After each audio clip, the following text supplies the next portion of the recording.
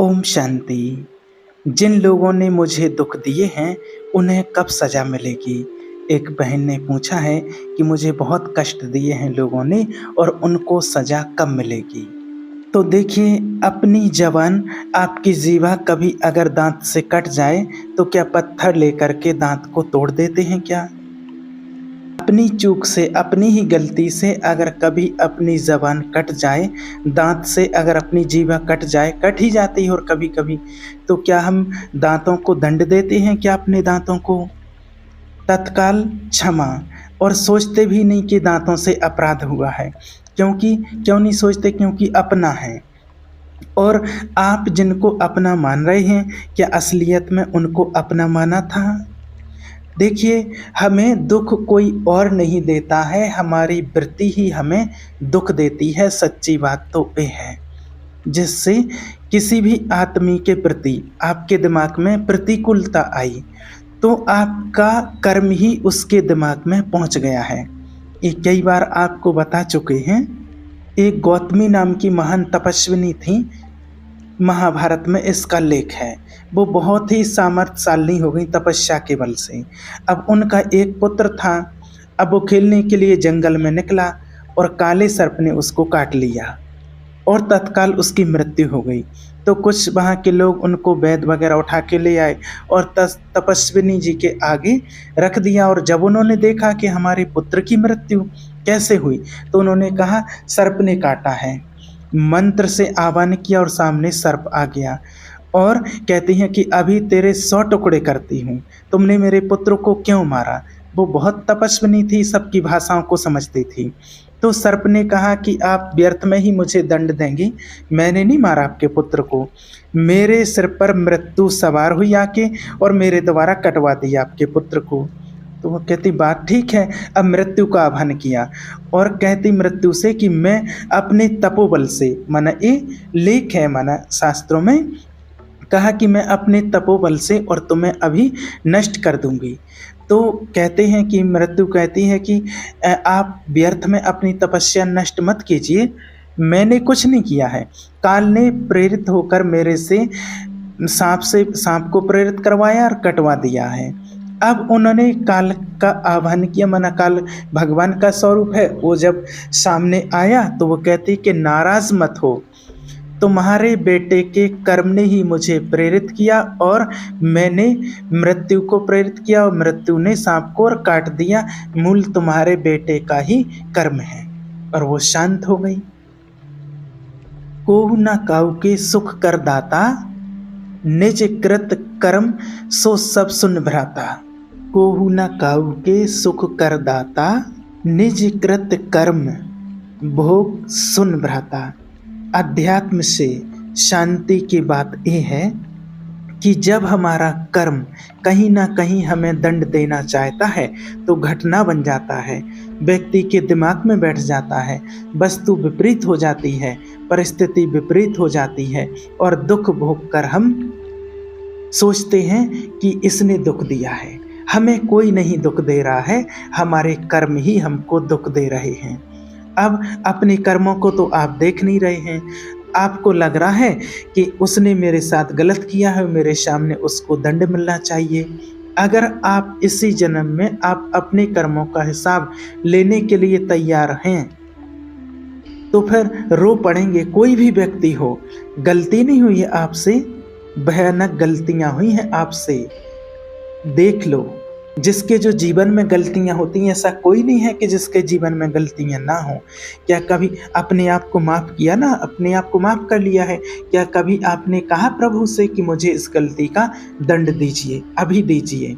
सब देख लो अपने जीवन में चेक करके। एक जीवन की बात, एक व्यक्ति के जीवन की बात नहीं है, क्योंकि जब तक किसी की बुद्धि भगवान में स्थित नहीं होती है तब तक किसका भरोसा नहीं है कि पाप कराने में बहुत प्रबल है। और कब गलती हो जाए, कौन सी गलती हो जाए, बचपन से लेकर के आज तक अपने जीवन के रजिस्टर को लौट करके देख लो। जो जो गलतियां की हैं, अगर उसका दंड मिले तो होश खराब हो जाएंगे। एक कोई और नहीं कष्ट दे रहा मुझे, मेरे कर्म ही मुझे कष्ट दे रहे हैं। अब वो कर्म किसी व्यक्ति के माइंड में बैठेगा, कोई घटना बन जाएगा, कोई रोग बन जाएगा, कोई परिस्थिति बन जाएगा, कोई वस्तु की प्रतिकूलता बन जाएगी और हम देखते हैं बाहरी, अंदर देखते नहीं हैं। हमारे दुख का कारण हमारा किया हुआ कर्म और हमारी सोच है। अगर हमारी अच्छी सोच हो जाए और ये बात आ जाए कि हमारे कर्म ही हमें दुख दे रहे हैं, तो हमें कभी नहीं मनाएंगे कि किसी को कष्ट पहुँचे। इसने हमारे साथ ऐसा किया, इसको एक कष्ट पहुँचे। जो इस व्यक्ति को समझ जाते हैं, जो संत आत्माएं होती हैं, जो महान आत्माएं होती हैं, जिनको कर्मों का ज्ञान हो जाता है, अगर उन आत्माओं को किसी ने कष्ट दिया है, उसका मंगल मनाया है। क्यों मनाया है? कि हे प्रभु, मेरे ही कर्म का फल इससे मिल रहा है, आप इसको दंड मत दीजिएगा। ये इसमें करता नहीं है, ये हमने प्रैक्टिकल अपनी आंखों से देखा है। एक भाई थे जो प्रैक्टिकल अभी भी हैं वो, और वो सुबह सुबह वॉकिंग करने के लिए जा रहे थे। वो माना बाबा के बच्चे हैं, बहुत अच्छे, करीब करीब 30 साल से ज्ञान में चलते हैं और माना बहुत विश्वास रखते हैं और बिल्कुल वो कर्मों पर भी बहुत विश्वास रखते हैं, अपने आप पर, अपने कर्मों पर बहुत ज़्यादा विश्वास रखते हैं। सुबह सुबह वॉकिंग करने के लिए रोड पर जा रहे थे और एक पीछे से कोई बाइक लेकर के आया और उनको एक्सीडेंट कर दिया पीछे से। वो सड़क के किनारे से जा रहे थे, पीछे से उसने एक्सीडेंट कर दिया और वो गिरे, पछाड़ मार के गिरे और उनका पैर फ्रैक्चर हो गया। उनका पैर फ्रैक्चर हो गया और वो व्यक्ति रुक गया जिसने एक्सीडेंट किया, रुक करके वो उनको उठाने लगा और वो धीरे से उठ करके बैठ गए। और वो कहते हैं उस व्यक्ति से कि जाओ तुम यहाँ से जल्दी से भाग जाओ, नहीं तो लोग देख लेंगे तो तुम्हें छोड़ेंगे नहीं, जल्दी से जाओ और भागो। उन्होंने कहा अरे मैं आपको थोड़ा मदद कर दूं। बोले नहीं नहीं, आप जाओ, ये मेरा कर्म था, जो मेरे कर्म का दंड मुझे मिल गया है, और आप जाओ यहाँ से, निकल जाओ जल्दी से। और वो व्यक्ति निकल गया। फिर उनका इलाज हुआ, हॉस्पिटल पहुँचे, महीनों तक वो बेड पर पड़े रहे, लेकिन कभी किसी को बताया नहीं कि किससे हुआ, कैसे हुआ। उनको पता था कि ये माना मेरे कर्म का फल है। तो आज भी लोग जो भगवान में श्रद्धा भाव, अपने में विश्वास रखते हैं, कर्म में, तो उनको पता है कि मेरे द्वारा मेरे ही कर्म का फल है, किसी और के नहीं है। तो वो यही कहते हैं कि भगवान इनको क्षमा करना, और उन्होंने यही कहा कि इसको कोई दंड मत देना। और उनको ये ज्ञान हो जाता है कि अभी इसको दंड दिला करके या इसको दंड दे करके, इसके बारे में बुरा सोच करके कोई हम नया कर्म नहीं करेंगे। जैसे हम इंतजार करते हैं ना कि जिसने हमारे साथ किया है उसका बुरा हो, तो ये फिर ये नई सोच है, ये नया कर्म बन रहा है, फिर उसका बुरा पता नहीं होगा या नहीं होगा। मेरा बुरा तो अभी से शुरू हो गया है, हम तो जल रहे हैं अंदर ही अंदर, अशांत हैं, उसके प्रति द्वेष है, यही तो दंड है और यही जलाता रहेगा। अगर सही मायने में आप सुखी होना चाहते हैं तो दूसरों के प्रति आप द्वेष ना करो। आपसे जो द्वेष करते हैं उनसे अच्छा व्यवहार करो। उसका जो होना होगा वो उसका कर्म है, वो देखने वाला देख रहा है। अगर आपसे कोई पूछे कि आपको इसने दुख दिया है, कष्ट दिया है, और आप क्या चाहोगे इसके लिए, तो आपके मन में ये आना चाहिए कि भगवान इसकी बुद्धि को ठीक कर दे और इसने जैसा हमारे साथ बर्ताव किया है ये कभी किसी के साथ ना करे, भगवान इसका मंगल करे। ये बात आती है तब जीवन मुक्तता और महान सुख की प्राप्ति होती है। नहीं तो प्रायः लोग यही कहते हैं कि अरे ऐसा कैसे हो सकता है। और एक बात आप निश्चित कर लीजिए, अगर आपसे जीवन में कभी गलतियां नहीं हुई हैं और अगर आपको दंड नहीं मिलना है, तो कोई भी आपका स्पर्श भी नहीं कर सकता, कोई आपको हाथ से टच भी, एक उंगली से टच भी नहीं कर सकता है। इस बात को आप निश्चित कर लेना। आज बड़े बड़े लोग साध भी हुए हैं, कितनी बहनें हैं आज ब्रह्मा कुमारियां हैं, या कोई और भी साधु संत महात्माएं, जो भी जिनके पुण्य कर्म अच्छे हैं, महान आत्मा हैं, परमात्मा के बच्चे हैं, जो भगवान को याद करते हैं, जिनके जीवन में पुण्य कर्म है। अगर कोई भी ऐसा उनके जीवन में पाप कर्म नहीं है, तो कोई भी उनको एक उंगली से टच कर जाए, कभी कोई चरित्र में नहीं आया है। कितने ही ऐसे मना चरित्रों में आए हैं, मीराबाई हुई हैं, भ्रमण किए हैं कई जगह तक, लेकिन कोई टच कर ले, कोई हिम्मत है जिसका रखवाला स्वयं ईश्वर हो, जिनके जीवन में कोई ऐसा कर्म है ही नहीं है। तो देखिए हमारे जीवन में बहुत सी ऐसी गलतियां हो जाती हैं जिसके लिए इसी जीवन में हो जाती हैं जो महापाप हैं, जिसको आपने पाप नहीं माना, मनमानी किया। तो अगर आपको कोई कष्ट मिल रहा है तो आप उसको सह लें। हाँ, अगर कोई ऐसा कोई धर्म विरुद्ध काम करता है तो कानून उसके लिए बना हुआ है, उसके लिए रिपोर्ट है, कानून है। उसके लिए आप जलिए मत कि भगवान इसको कब दंड देंगे। हमें जो दंड मिला वो हमारे कर्म का था और उसको जो मिलेगा, जो होगा, वो भगवान जाने। हम अपने हृदय की जलन को तो शांत करें, हम अपने द्वेष को तो मिटाएं। और अभी अगर द्वेष की भावना बनी है, जो सोच रहे हम, जो जो कर रहे हैं, वो बिल्कुल वो खेती में बो रहे हैं, वो जरूर मिलेगा। जो बोते हैं देखिए वो जरूर मिलता है। एक दृष्टांत में और पढ़ा था कि एक व्यक्ति था जिसको माना बच्चा नहीं हो रहा था। तो उसने किसी ऐसे मंदबुद्धि वाले से ऐसे ही पूछा जो अपने को बहुत ज्ञानी समझते हैं, पर वो मंदबुद्धि थे। तो उन्होंने कहा कि देवी को बकरे की बलि दी जाए तो आपको पुत्र की प्राप्ति हो जाएगी। अब वो बकरा गांव में ढूंढा तो एक नवीन बच्चा हुआ था, माँ का दूध पी रहा था। तो उससे कहा कि हमें बकरा चाहिए आपका। तो जिसका वो था उसने कहा कि भाई हम बकरी शहद देंगे, बच्चा अकेला नहीं देंगे, वो तो छोटा है। तो बकरी शहद उसने खरीद लिया। अब बकरी देखती रही और मंत्र मंत्र पढ़े गए और उसके बच्चे को, बकरे को काट दिया। और वो बकरी बना आंसुओं से बिल्कुल युक्त, आंसू ही आंसू बहा रही। ऐसा नहीं होता है कि कभी माना पशुओं को दुख नहीं होता है, उनको कोई पीड़ा नहीं होती है, वो समझते नहीं, प्रेता नहीं है। उसके बच्चे को छीनकर उसका जब गला काटा तो उसके यहाँ बच्चा कैसे हो सकता है। किसी के बच्चे को काट करके कहीं अपने को बच्चे का सुख मिल सकता है क्या। तो उसके बच्चे को सुख, उसका माना उसको बच्चे का सुख तो नहीं मिला और ना उसको बच्चा हुआ। कुछ समय तक ऐसे ही चलता रहा और किसी कारण बस उनके ही परिवार में किसी से ऐसा झगड़ा बना और जिस तलवार से उस बकरे का गला काटा था उसी तलवार से किसी व्यक्ति ने उसका गला काट दिया। एक कर्म फल होता है, हमारे बहुत जन्मों का हिसाब किताब होता है। देखो भीष्म जैसे पितामह भीष्म बाणों की सैया में, बड़े बड़े और भी आज भी संत हैं, किसी को कैंसर, किसी की किडनी फेल, ये सब क्या है, कर्मों का फल है। एक कोई थोड़ी हमें दंड दे रहा है, हमारे कर्म ही हमें दंड दे रहे हैं। अगर हम सच्चाई को माने तो हम इन सब चीज़ों से मुक्त हो जाएंगे। और अगर हम यही लगे रहेंगे कि इसका बुरा हो, इसका ऐसा हो, तो उसका हो या ना हो, और हमारा अभी बुरा हो रहा है, हमारा हृदय जलेगा और उसको देखते ही हमारा शत्रु भाव रहेगा।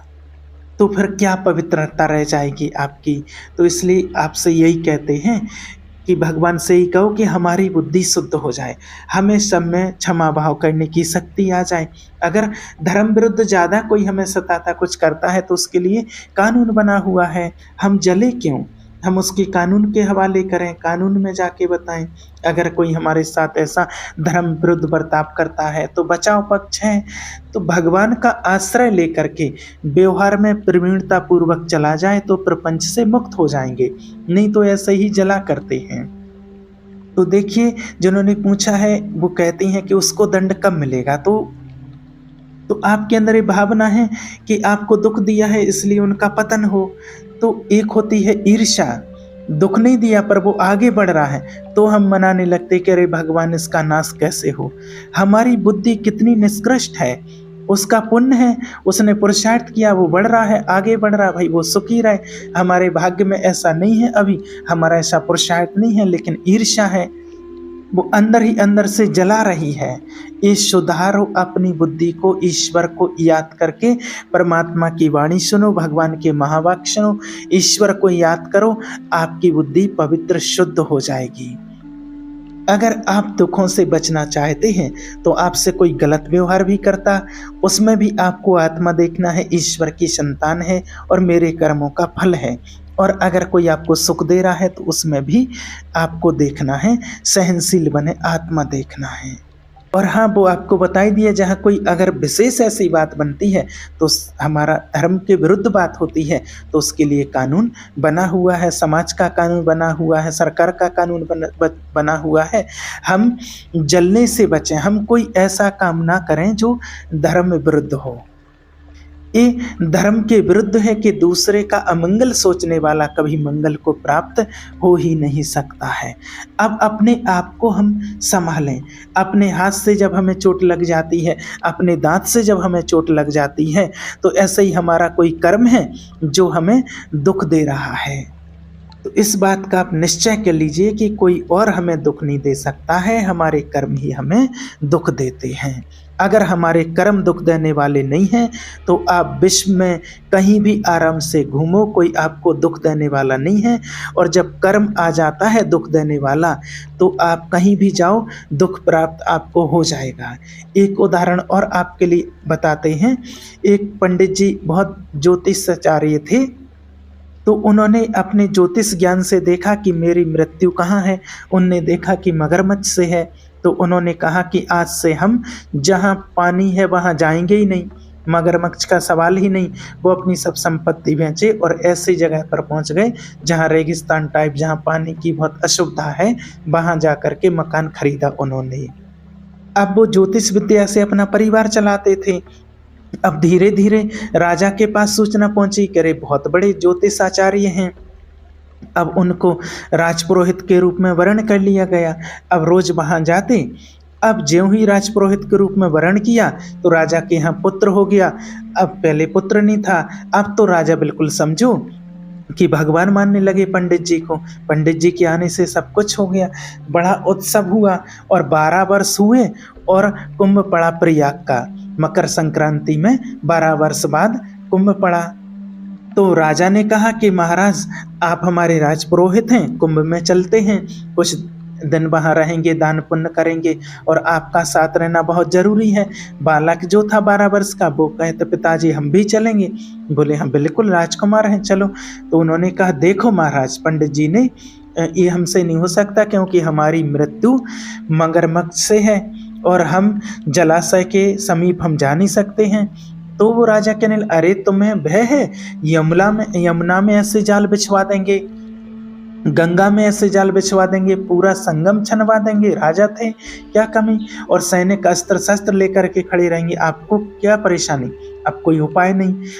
अब देखिए मृत्यु जबरदस्त प्लान बना देती है जब होती है, तो जहां होती किसी ना किसी प्रकार से खींच ले जाती है। अब वहां गए, अब देखिए मृत्यु को कोई जाल रोक पाएगा क्या।